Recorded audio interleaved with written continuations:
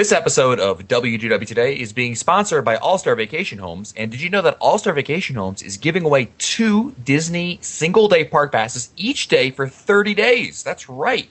Refer friends and receive entry for a chance to win the great All-Star Vacation Home summer giveaway, including 7 nights in a vacation home, attraction passes, rental car, and limo pickup. And all you have to do is join the Facebook group for All-Star Vacation Homes. It's free. It's easy. You just got to go click, click, click. You're in, and you're going to be registered for that.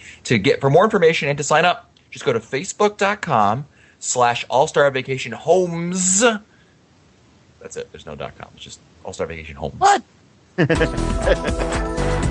This is Walt Disney World Today. Give us 5 minutes, and we'll give you the world. It's Friday, June 18th, 2010, and this is episode 735 of WGW Today.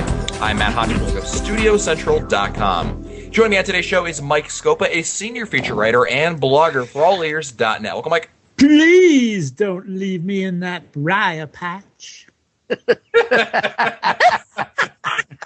could also be your debutante voice. That's and I'm going to use this voice in the podcast, too. Brer Rabbit from Splash Mountain. How do you do?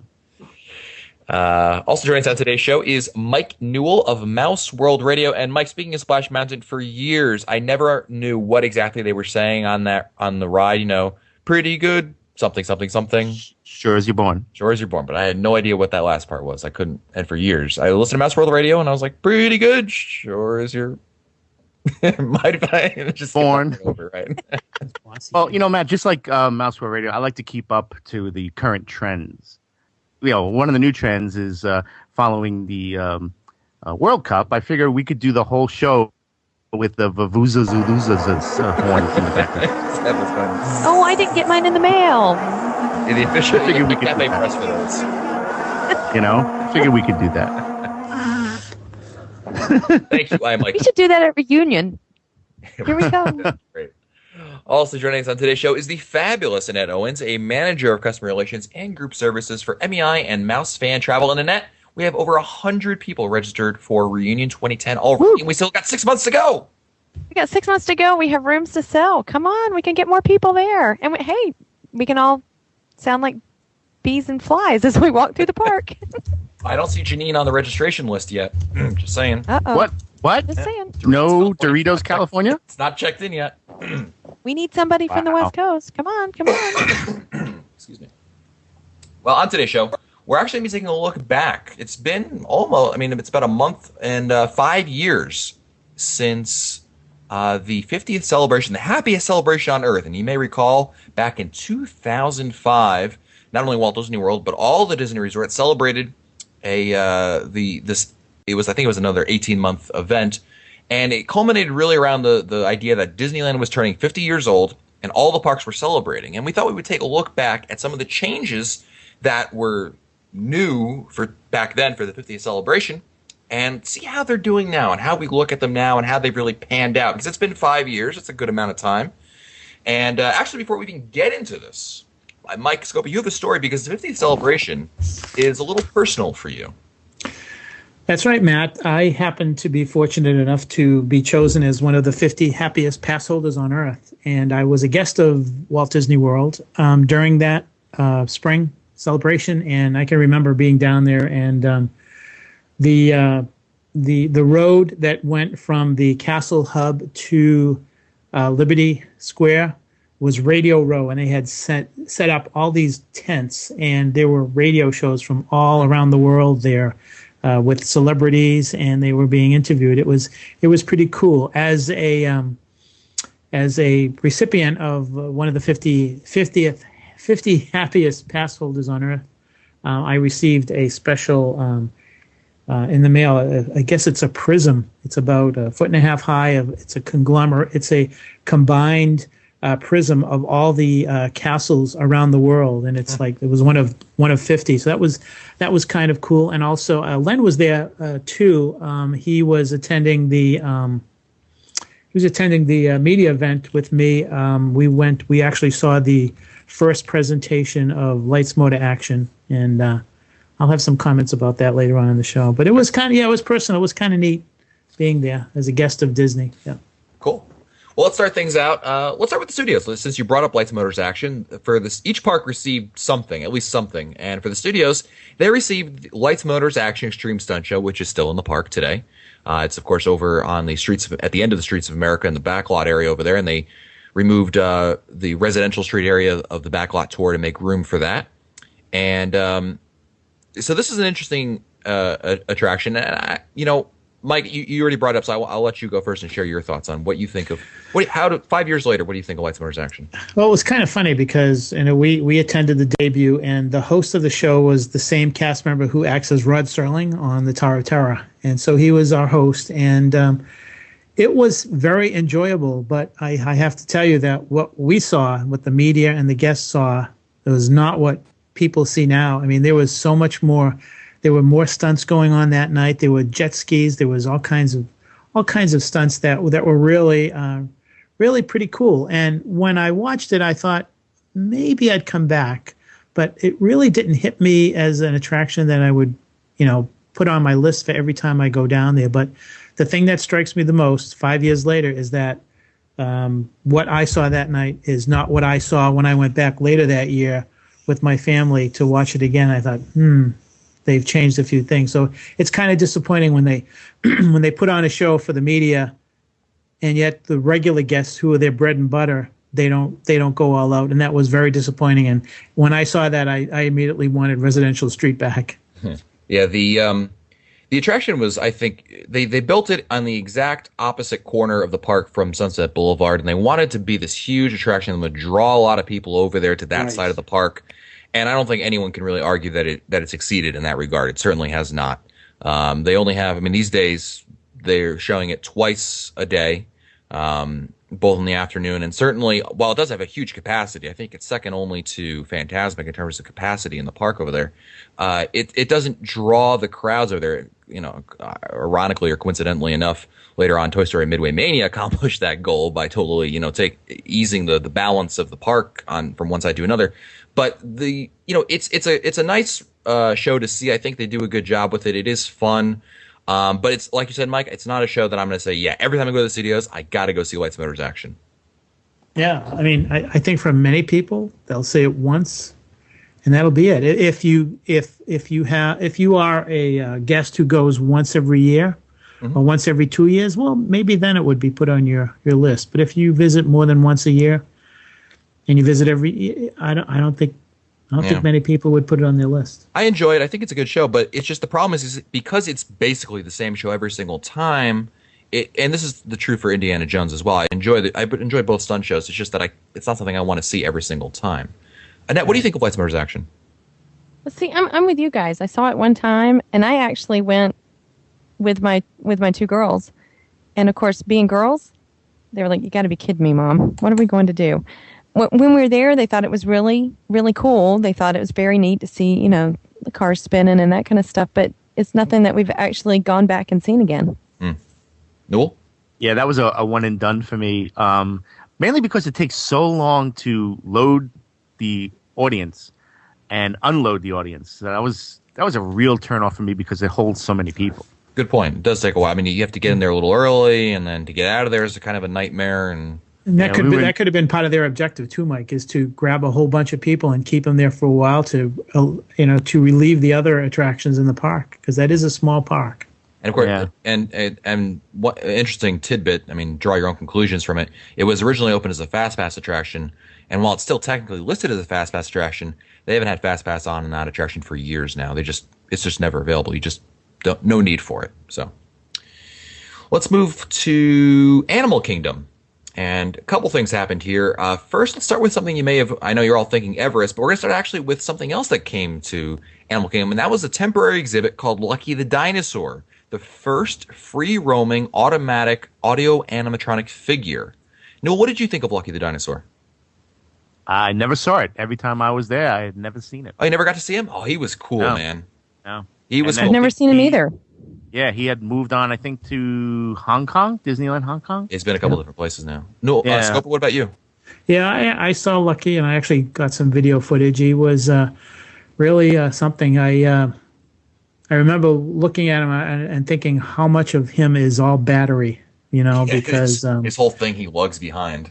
yeah, I mean it was just he was lugging like a wagon. And, he's basically like a 2-legged dinosaur that pulls a cart behind him, and I think we both agree, Mike, that the cart is probably like all battery and equipment and things like that. Yeah.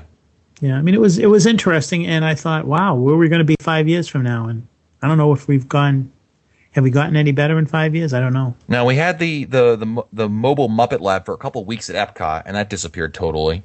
You had the Wall-E animatronic, which was supposed to come out and never came out. There were just too many technical difficulties. So yeah, it's funny because Lucky's still going in like Tokyo or in Hong Kong somewhere right now, maybe Paris. He's not in the United States anymore, but we really haven't gone anywhere in 5 years now since then, and it's unfortunate because he was a really cool character, and it was so interesting because he's an audio animatronic, but he can free roam. He's not bolted to this. He's not bolted to the seats, as famously quoted in Muppet Vision.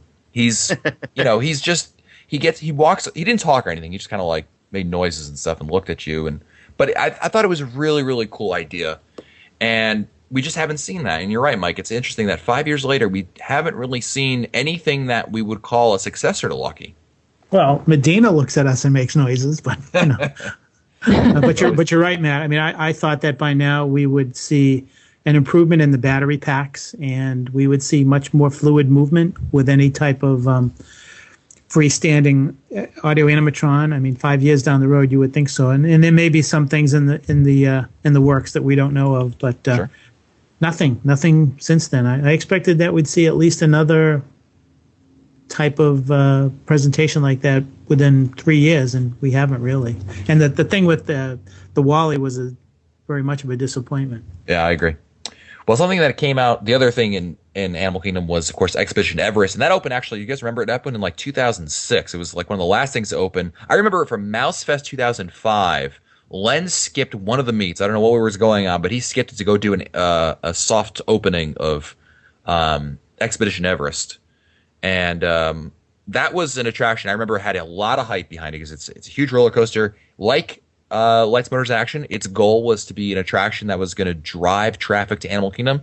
But unlike Lights, Motors, Action, I really think 5 years later, I mean, it did the job. I mean, it really transformed that park. Newell, what do you think of Everest? Everest, wow, that is some roller coaster. I've always been a big fan of roller coasters, so I was real excited when that came around. It's still, to me, one of the most exciting roller coasters that I go on currently. Yeah, Annette, what do you think of the coaster 5 years later? Oh yeah, I definitely think it's definitely a draw. It's given a little bit more to the Animal Kingdom park. I'd love to see a couple more little things, maybe not. Sure. Maybe not roller coasters, but a couple more things like that can spread you out around the park a little bit more. But it's definitely a draw. You definitely, have the crowd running in the morning, and, they haven't tired of it. Well, I mean, think about it this way. I mean, we've grown accustomed to Expedition Everest being a part of the park now. Can you guys, and trust me, we're the biggest detractors of Animal Kingdom you're going to hear almost anywhere. But that being said, can you guys imagine Animal Kingdom without Expedition Everest?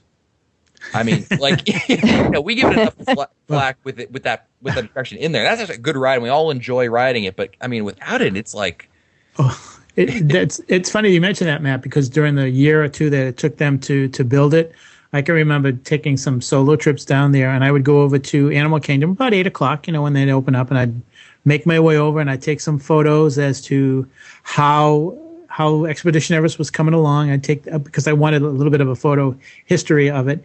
And then I remember I'd be walking out of the Animal Kingdom at around 8:45, and I'd get all these looks from the cast members, and it's like, aren't you going to stay? There's nothing here for me. I just came over to see Everest, and so it's funny that you mentioned that, because now, I mean, that and I think Finding Nemo the musical is also a draw now too. Absolutely. One thing I want to mention, and I think you guys will back me up on this, is that as much as we love Expedition Everest, I think it's a great ride. It's a little short, but hey, I still love it. The problem with it, though, is that the Yeti's been broken for I don't know how many years now. He's just in what they call B mode, where they just flash a light on him. B mode, yeah.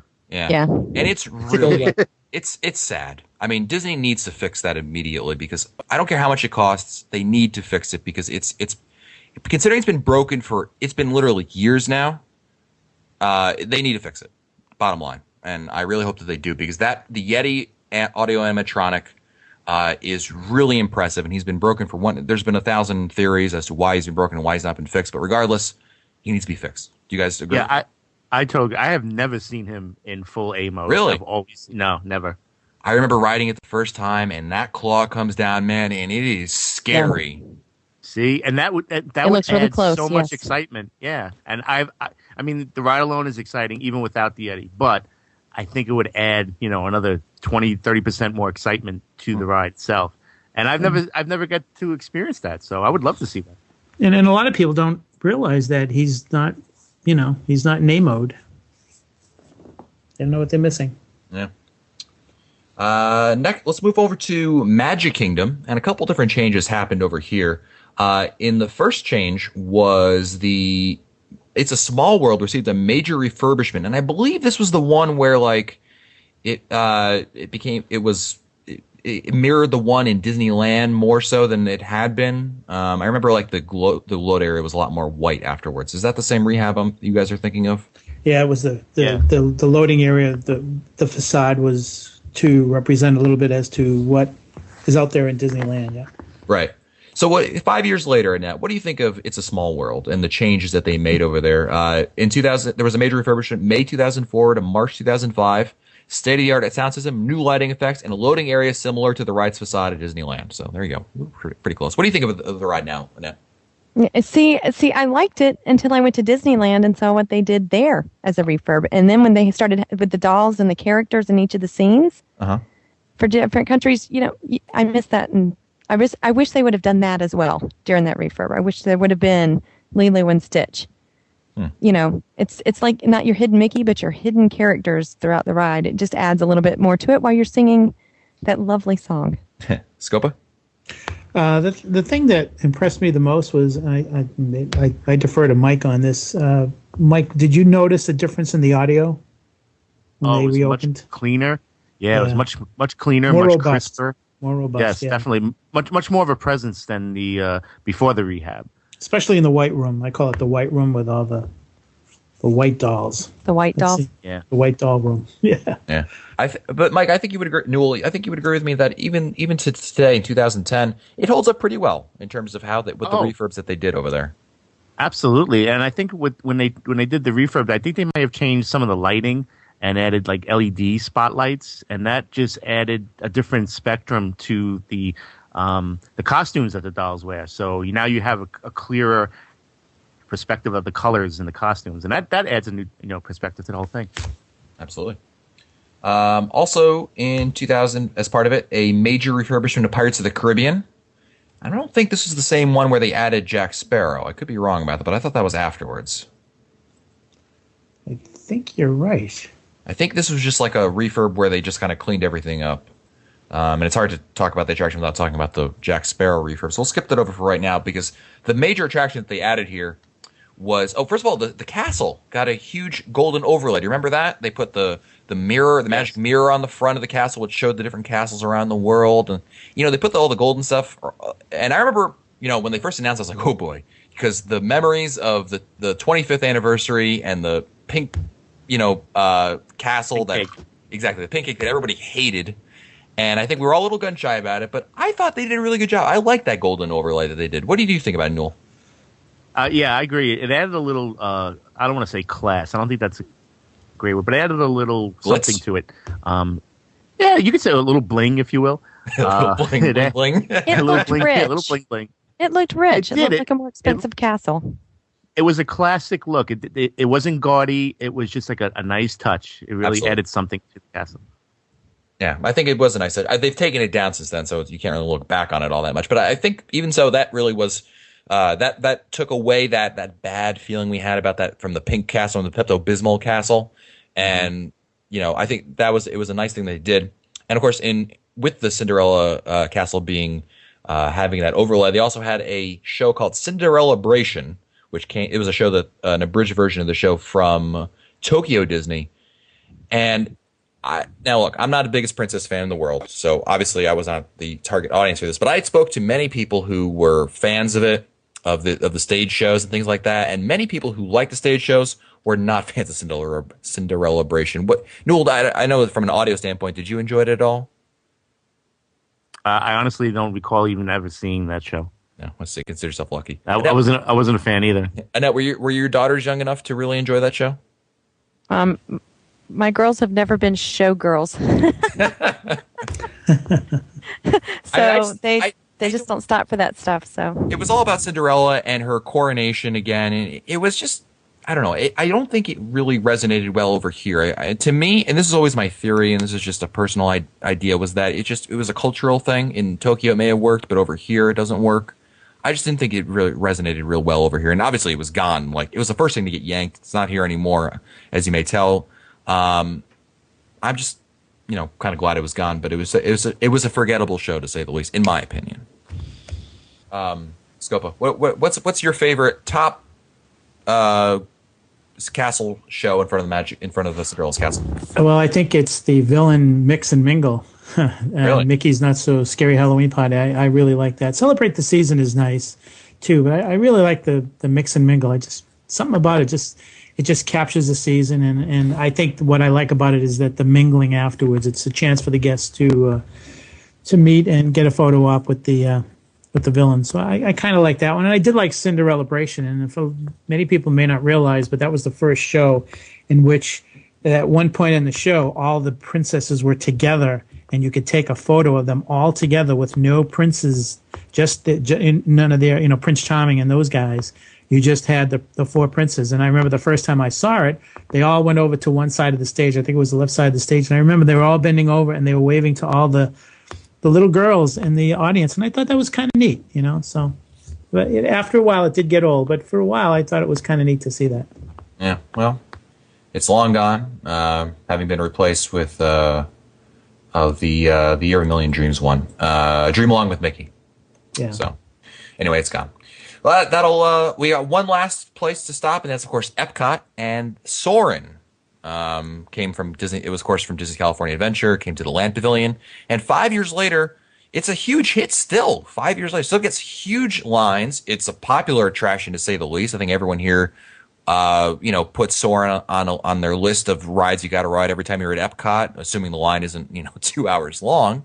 Let's go. What are your thoughts looking back on Soarin' 5 years later? What are your thoughts on Soarin'? Well, I kind of feel kind of lucky because I actually got to ride Soarin' before Len. I met Len down there after I had ridden it once or twice, and I was spoiled. I was right in the middle, top center the first time I rode it. So Len comes in and I give him an idea as to what it's about. He says, "Okay, so let's go on." So we went on, and he's got his watch going on, and we get off, and then we go over to Sunshine Seasons, and we sit down, we start debriefing. Okay, so the load is so many, and it was pure touring plans, unofficial guide, mumbo jumbo, Okay, so we can load so many guests in, we can have so many, and it was really, really, really something. I was, the first impression I had of Soaring was that it's a mild thrill ride for those people who maybe can't handle the Tower of Terror, maybe can't handle roller coasters, maybe can't handle dinosaur.